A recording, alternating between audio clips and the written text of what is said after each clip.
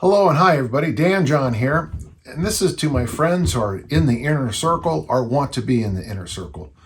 The inner circle has been one of the things that's really changed my career, and I really enjoy it. The opportunity to talk once a week with people in a organized setting where we talk about successes and failures and our personal shortcomings has been wonderful, and it's really got me through some tough times.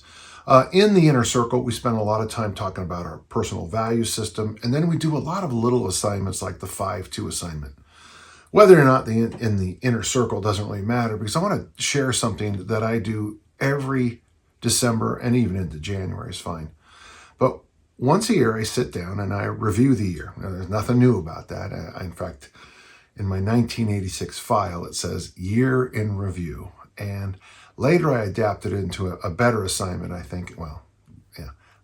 Better. You'll know why I think that's funny in just a moment. But I also want to add one thing I've been asked to do this year by one of my mentors that really did help me a lot.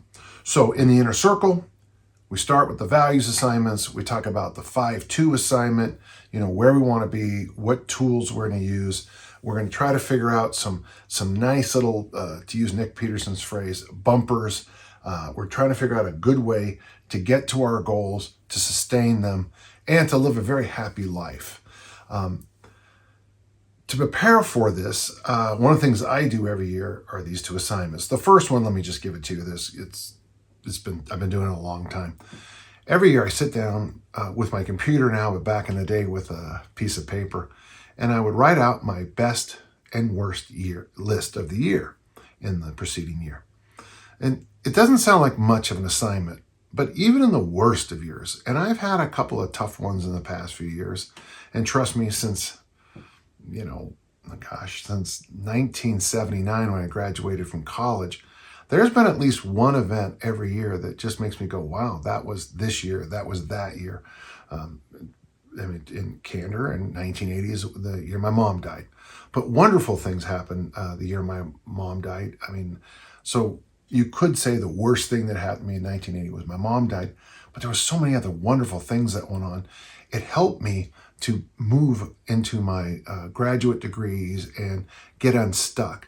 When I have personal problems, the best worst list reminds me that, yeah, bad things happen, but boy, a lot of good things happen too. This year I broken down into home repairs, remodels, what I call armor building. Some of the new purchases I made, some of the upgrades, many of the trips I went on were just extraordinary and wonderful. A whole bunch of things with my, for example, my two books came out this year, Easy Strength Omnibook and Easy Strength for Fat Loss. And it makes me very happy to look at that. So when I look at the worst list, which is usually 1, 2, 3 things at most, and I see the best list, I always feel like I'm moving ahead with those smaller assignments I ask people to do in the inner circle, the 5-2 assignment. If I'm going to ask you to look 2 decades ahead at this vision of things you want, I also think it helps you to look backward a year, 2 years, 20 years backwards and see where you have progressed, improved, and gotten better since you started on this journey through adulthood or wherever you're at right now. The second assignment is something that Patrick gave me. He's my mentor, and it's kind of interesting. We talk a lot about values, Patrick and I, and it's interesting because my 2 key values for my entire life and everything I do are number 1, order, and number 2, fitness, and fitness in all of its ways of saying what is fit. And one of the things he did for me, which I think is a really good assignment, and it's a tough one to write, harder than anything I'd ever imagined, you write your own eulogy. Eulogy, of course, comes from the word EU, meaning good, great, and logos, logos, means your story. It is the good story you tell about yourself. I found it a fascinating thing to do, writing what, a summary of your life, looking over your entire life, and then kind of, stepping back and saying, okay, this is something I want people to know about me. This is something I want people to know about me. And I was fascinated when I did mine, and I you're the only people I'm sharing it with, is that I noticed that so much of it was about my father and mother and the sacrifices they made for me. Growing up in the 1960s with the space race and the civil rights movement, the Vietnam War, which had a huge impact on my personal home with my brothers, and of course my sister too. She had her own stories from this. You throw in things like Watergate, you throw in things like OPEC, you throw in my own story. It's the start of the Super Bowl era. I remember the first Super Bowls.